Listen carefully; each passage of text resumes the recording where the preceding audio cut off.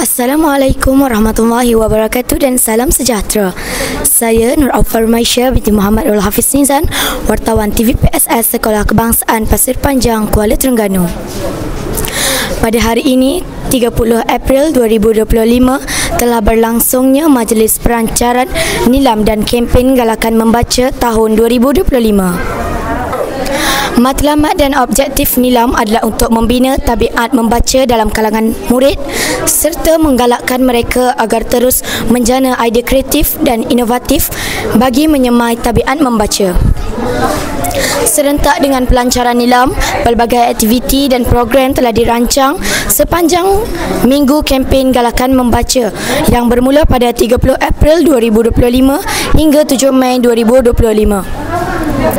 Jom sama-sama kita saksikan kemeriahan Majlis Pelancaran Nilam dan Kempen Galakan Membaca tahun 2025 peringkat Sekolah Kebangsaan Pasir Panjang.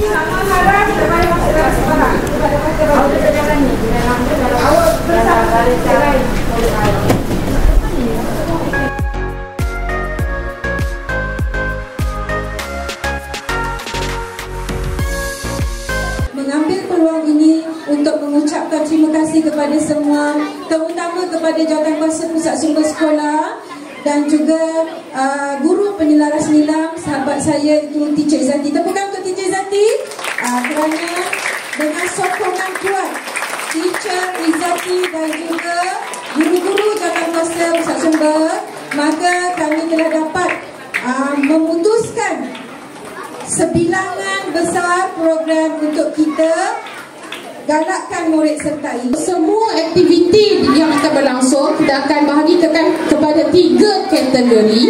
Kategori pertama untuk semua murid. Semua murid boleh menyertai, tak ada terkecuali dan kena menyertai. Okay, kategori kedua ialah untuk yang berkumpulan dan ketiga ialah untuk individu, untuk murid seorang. Okay, seorang murid boleh menyertai.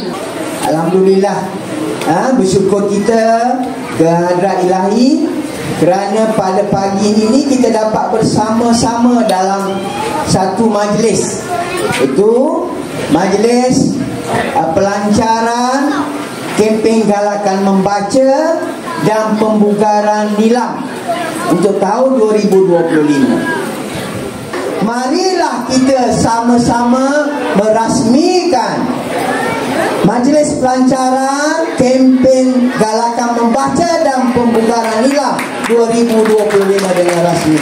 Sekian, Assalamualaikum warahmatullahi wabarakatuh.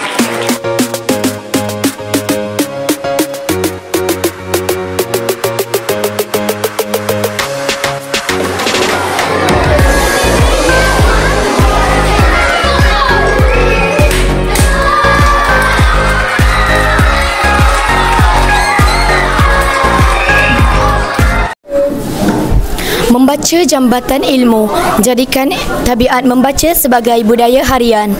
Sekian saja daripada saya. Jangan lupa subscribe dan like channel ini. LSTV, saluran informasi anda. Assalamualaikum warahmatullahi wabarakatuh.